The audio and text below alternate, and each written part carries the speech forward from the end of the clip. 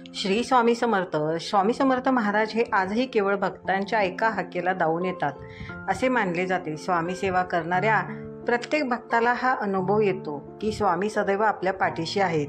केवळ भक्ती आणि विश्वासाच्या बळावर स्वामींची सेवा मिळवता येते. मात्र भक्तीसोबतच आपले आचरण देखील पवित्र असावे असे सांगितले जाते. कर्म चांगले असतील तर देवसुद्धा आपल्या पाठीशी उभा असतो. आणि स्वामी तर म्हणतातच, भिऊ नकोस, मी तुझ्या पाठीशी आहे. त्यामुळे स्वामींची कृपा मिळवण्यासाठी काही गोष्टी लक्षात ठेवाव्यात. या गोष्टी केल्या तर निश्चित स्वामी प्रसन्न होऊन कृपा करतात असे मानले जाते. अशक्य ही शक्य करतील स्वामी या तारक मंत्राच्या ओळीमध्ये किती सामर्थ्य आहे.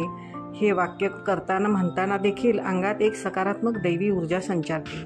स्वामी नेहमी आपल्या भक्तांना सांगतात, तुम्ही भीती बाळगू नका, मी आहे तुमच्या सोबत कायम. यामुळे भक्तांना धीर मिळतो.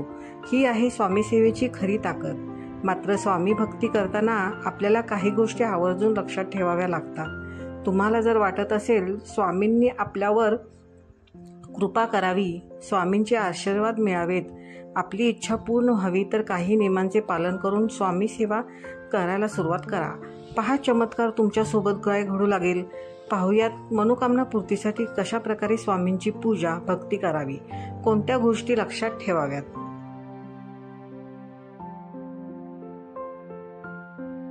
शिस्त. स्वामींची भक्ती करताना सर्वात पहिला नियम म्हणजे तुम्ही तुमच्या दैनंदिन जीवनात आणि भक्ती पूजापाठ करताना देखील शिस्तबद्ध असायला हवे. सकाळी लवकर उठून स्नान झाल्यानंतर देवपूजा करावी, आपले नित्यकर्म करावे. कोणतीही गोष्ट करताना ती शिस्तीत करावी. म्हणजेच तुम्ही जर अध्यात्माच्या मार्गावर चालत असाल तर नियमांचे पालन करूनच पूजा करावी. वेळेचे पालन अशावेळी काटेकोरपणे करावे. लवकर उठून सकाळी पूजा केली, उद्या दुपारपर्यंत झोपून राहिलो असे चालत नाही. त्यामुळे स्वामी नाराज होतात. 2 नंबर प्रामाणिकपणा. स्वामी सेवा करताना तुम्हाला तुमच्या वाईट सवयी सोडायला हव्यात. त्यातील सर्वात महत्त्वाची गोष्ट म्हणजे खोटे बोलणे, फसवणूक करणे. काही जर म्हणतील, आम्ही फसवणूक करत नाही, आम्ही फ्रॉड नाही. मात्र तुम्ही तुमच्या पालकांपासून काही गोष्टी लपवणे, त्यांच्याशी खोटे बोलणे ही फसवणूकच असते. तसेच वाईट आचरण करणे किंवा नवरा बायकोंमध्ये एकमेकांशी खोटे वागणे, विश्वासघात करणे या गोष्टी स्वामी सेवा करताना अजिबात चालत नाहीत. अशा लोकांवर स्वामी कधीच कृपा करत नाहीत. 3. द्वेष. देव आपलं चांगलं करत नाही म्हणून दुसऱ्यांचा वाईट विचार करणारे लोक कधीच आयुष्यात प्रगती करू शकत नाहीत. काही जण तर आपल्या आयुष्यात आनंद नाही म्हणून इतरांचा आनंद हिरावून घेण्याचा प्रयत्न करतात. दुसऱ्यांवर विनाकारण जळणे, दुसऱ्यांचे वाईट चिंते, इतरांच्या पाठवून त्यांच्याबद्दल वाईट बोलणे, विनाकारण एखाद्याची बदनामी करणे अशा गोष्टींमुळे आपले कर्म खराब होते व देव या मत्सरी लोकांसोबत कधीच उभा राहत नाही. त्यामुळे कोणाचाही द्वेष करू नका. मन चांगले ठेवा, स्वामी सदैव साथ देतील.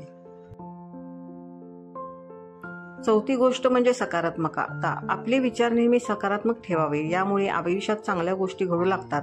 मात्र काही लोक हे सतत निगेटिव्ह विचार करतात, स्वतःबद्दल आणि इतरांबद्दल देखील नकारात्मकच बोलत असतात. हे लोक आयुष्यात कधीच यशस्वी होऊ शकत नाहीत. या लोकांवर देव सुद्धा कृपा करत नाही. ज्यांना स्वतःवर विश्वास नाही त्यांच्या पाठीशी देव उभा राहत नाही. त्यामुळे स्वामी सेवा करताना आपल्या मुखातून नेहमी चांगले शब्द बोलावेत, सकारात्मक विचार ठेवावेत.